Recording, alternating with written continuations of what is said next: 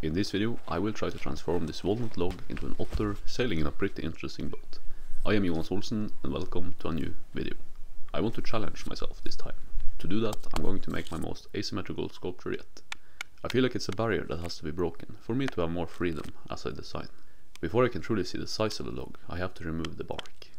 The shape of the log is important to keep in mind when choosing what you want to turn it into. Much like a rough diamond, I'm trying to extract the biggest gem possible from what I start with. Let's take a look into my sketchbook and see what I have been conceptualizing since the last video. I often start off having my mind completely free, not settling on a particular idea. Despite falling in love with some designs, I deliberately continue to see if I can find something else interesting. It is a bit of a chaotic method, but it works well for me. So far my favorite design was the first waterbending fox you saw, but I must be honest and say I was not ready for that big of a challenge yet. So I went ahead and eventually I came up with this funny looking otter in a twisted seashell. This otter is fairly young and he has just started his sailing journey, determined to conquer the 7 seas.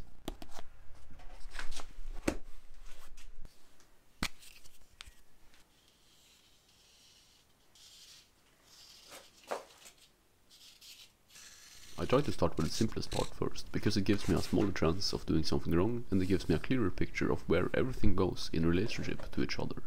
You can probably see that I marked a pretty large circle at the top of the log. It is because when I flip it over I want to have enough wood so I can easily mount it in my jaw horse. Regarding the cracks at the bottom of the seashell, it seems to not become much of a problem. I am more concerned about the other side, where the otter's head will be located. When you see the inner part of the log getting revealed, it looks pretty light in color. The core, however, does have some nice brown colors to it. I will try to have most of the colors be around the area of the otter. I flipped the log over and decided to remove the leftover bark to make it easier to see the pencil marks I will be making going ahead with the carving. And soon you will see the secret weapon I have for this project, an actual twisted seashell. Looking back at this project, having a reference like this at hand was incredibly valuable. Here is my newest investment. It is a grinding disc made of carbide I have been wanting to get for a very long time.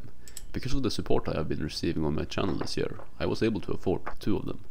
Thank you everyone for enabling me to do this. I am more motivated and determined than I have been in a very long time, and you are absolutely a big reason for why I am able to have this mindset. Let's use some water to have a sneak peek at how the colors are going to end up.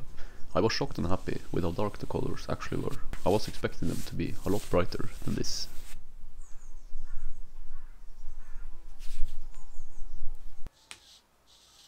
Time to add the swirls to the seashell. I made a bit of a technical mistake here. The swirls are too close to each other than they should have been. The technical side is not that important, since I can just rely on artistic freedom.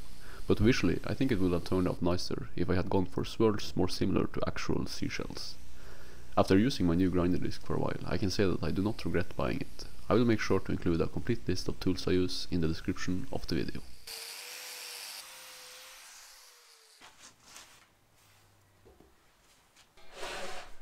A lot of less than optimal decisions and elements gets brought to life during a carving like this. I have learned that no matter how far I get into my carving journey, a relaxing and forgiving approach works best for me. But I do get frustrated from time to time, mostly when I cannot find my stupid pencil that I need, but also when an obstacle feels too big to get over. When it happens, I take a break. Sometimes I even call it a day. This has really been a practice I have had to get used to, but now that I know how well it works for me, it's a no-brainer.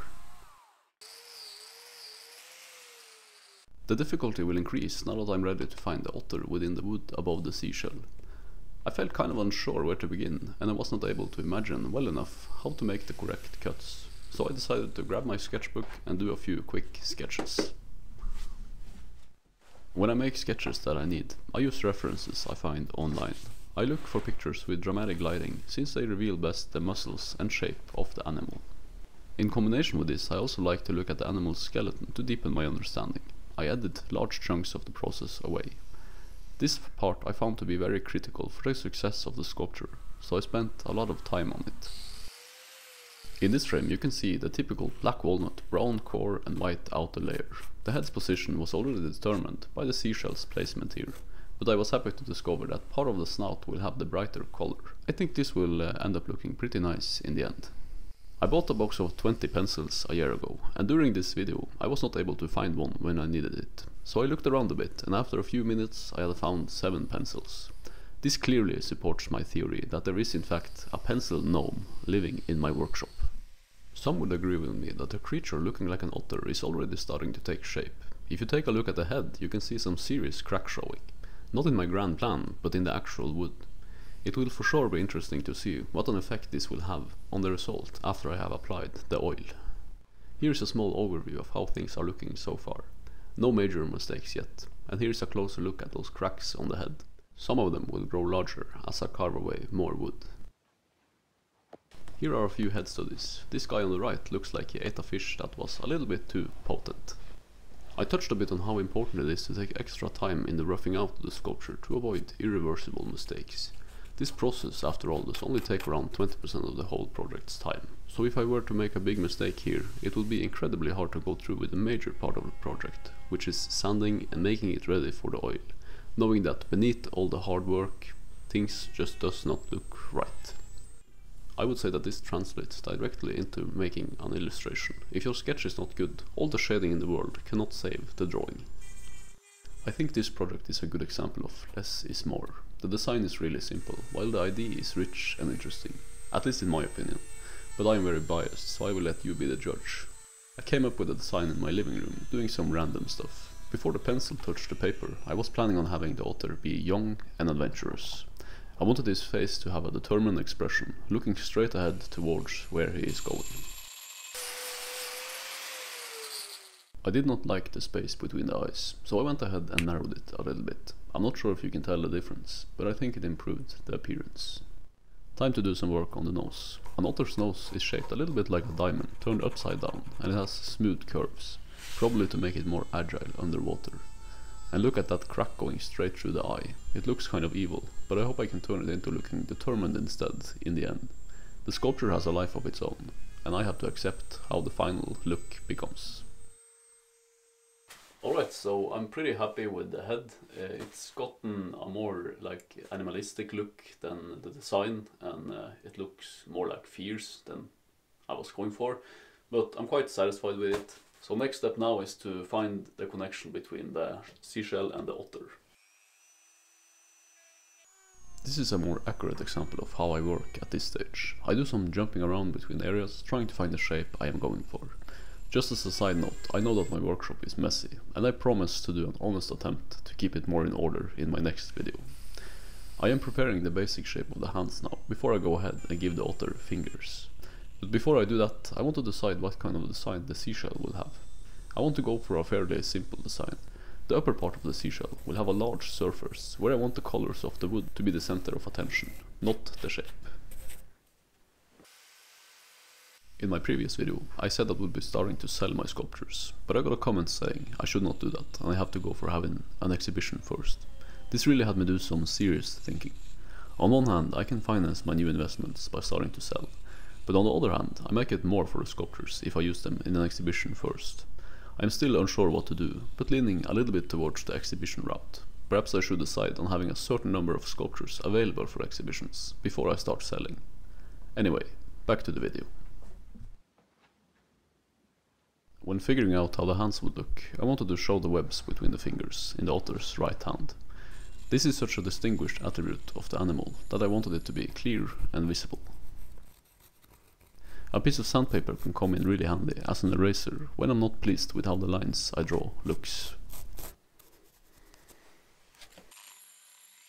I'm trying to focus mostly on where the joints are first, and then I carve out cylindrical shapes between them. To me, the pose I decided to go for on this hand kind of looks human-like. I think it is a good thing. It gives the otter more character and increases the look of excitement. It would be nice to know what he's looking at through the horizon of the adventurous seas.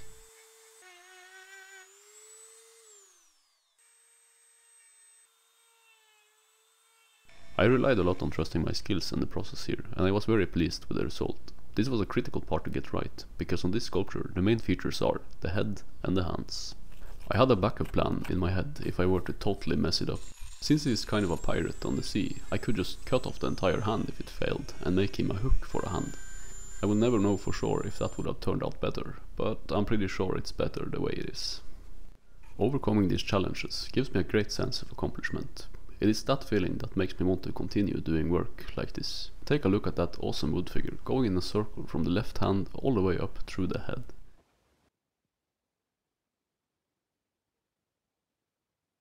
When I make a design, I often have sketches on different pages and multiple tabs open of references on my computer. This can make it hard to get a nice overview, and it can be quite frustrating. I found a solution to this, thanks to this video sponsor, Millenote. Millenote is an easy-to-use tool to organize ideas and projects into visual boards. I used it to design my next wooden sculpture, planning to combine a bear and the Aurora Borealis. Using one of Millenote's over 100 built-in templates gave me a fast start to the planning. I added a short to-do list before gathering references. With Millenote you can drag and drop images directly from your browser, you can add important notes, and there's even a drawing tool available. You can move around and scale elements easily to fit your project. Gathering and organizing all the resources you need is easy. What I like the most about Millenote is the feeling of total freedom you get because of the open canvas and intuitive tools. Millenote also works great in combination with traditional mediums, and if you are a team, you can share your project and work together on the computer or on the app. Millenote is free with no time limit, so if you are interested, you should definitely give it a try. Sign up with the link in the description and start planning your next awesome project. Having well organized resources right in front of me helped me come up with this cool design. Thank you to Millenote for sponsoring this video and supporting my art journey. Now back to the otter carving and this weird looking boat. I was not sure if I should make creases on the otter skin or not, but based on my prior experience, trying out new methods makes me a better wood carver.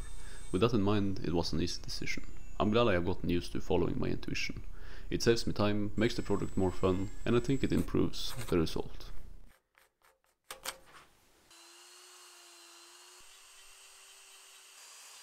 Here's how it ended up looking. The sculpture is really coming together now, like most of my projects, and as I mentioned earlier, the sculpture has a life of its own. Take the right arm for example, it had a completely different pose on the design. The honest reason why it ended up the way it did is that I cut away too much wood for it to be possible to have it look that way. Was it a happy accident? Perhaps.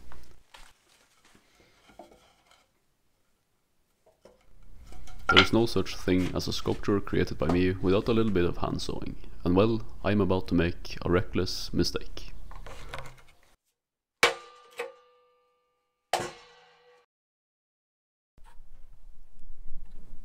There it is. I thought this wooden part would come off easily with a whack of a hammer, but it did not. After assessing the damage, it seemed to me that the smartest way to fix it would be to use wood glue. If I were to break it completely off, I would probably make the wound, if you will, flat and glue on a spare part of wood from previous in the project.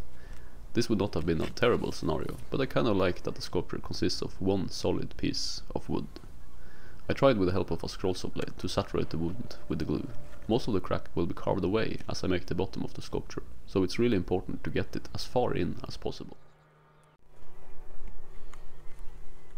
The glue takes a few hours to dry. I will spend that time enjoying one of the best summers we've had here in northern Norway for the past 30 years.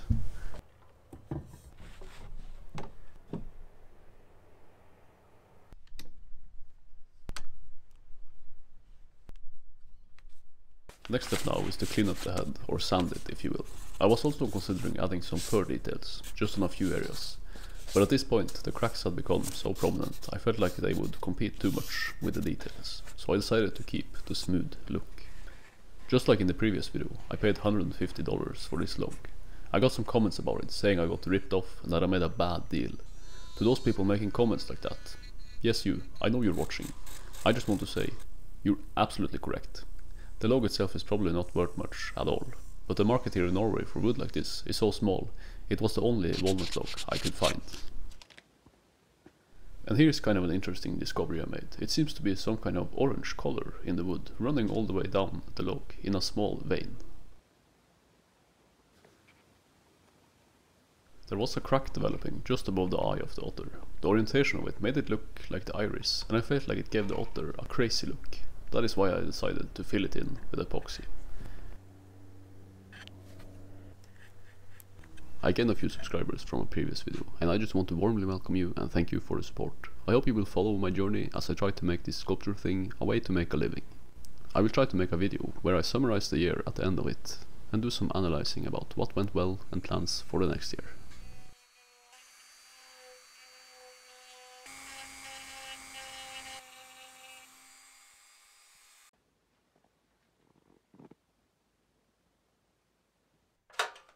The repair ended up being successful. Now it is finally time to turn a block of wood at the bottom of the sculpture into the rest of the seashell. I thought this would be a quick thing to do, but since the spikes on it gets closer and closer the further down you go, it ended up becoming a lot of small details. I would have gone for less but larger spikes if I had the chance to do the project all over again. I am preserving a pretty large circle of wood at the bottom since the whole weight of the sculpture will rest on that area. This might and probably will be problematic at the end of the project, since the base I will mount it onto probably will get a dent where the connection happens. Since the base I'm going to make will just be a temporary solution for me to be able to use it in my upcoming exhibitions, a small dent is fine. The dent will after all be hidden between the sculpture and the base.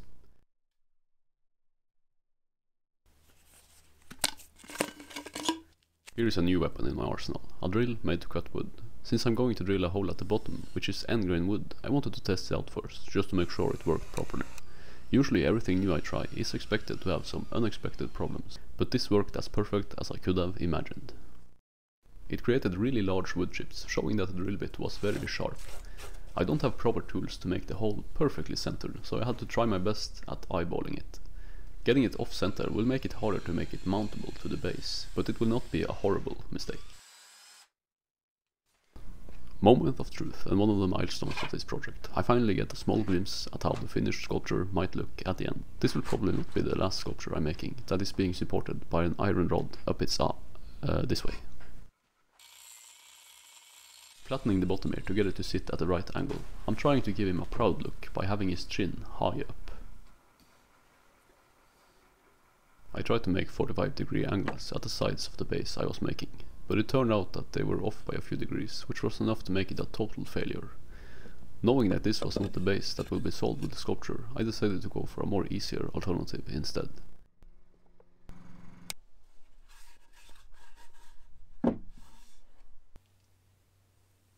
I completely forgot that I had to drill a hole in it before I was supposed to paint it, so I let the layer dry and started trying to figure out how to make this work best. To make the hole in the base fit the sculpture gave me a little bit of a challenge. I spent quite a lot of time getting to the solution, and it ended up looking a little bit messy, but it will serve its purpose and it will be strong enough to support the sculpture at the angle it leans.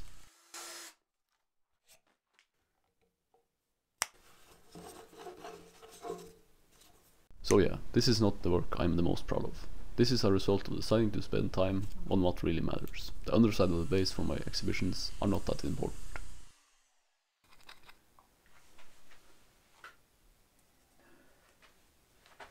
Time to glue the iron rod to the sculpture. I'm using epoxy that dries quite quickly, so I had to work fast here. Not a lot of room for errors, and I managed to spill a bit of it. But after kind of a stressful moment, I would say that it went pretty well.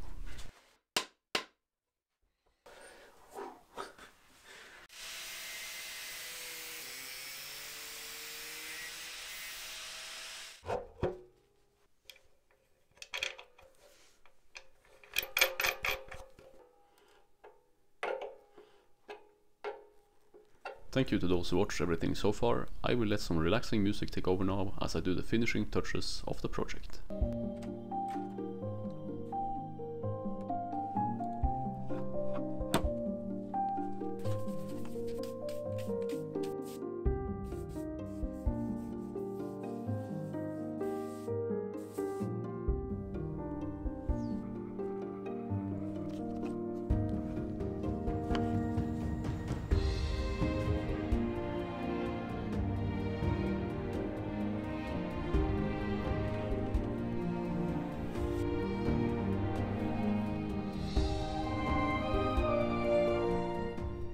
This is a part from a discarded project I started a year ago.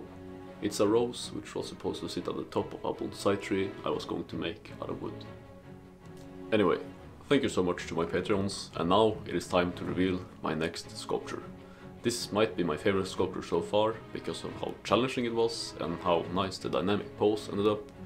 So people, here is my next sculpture.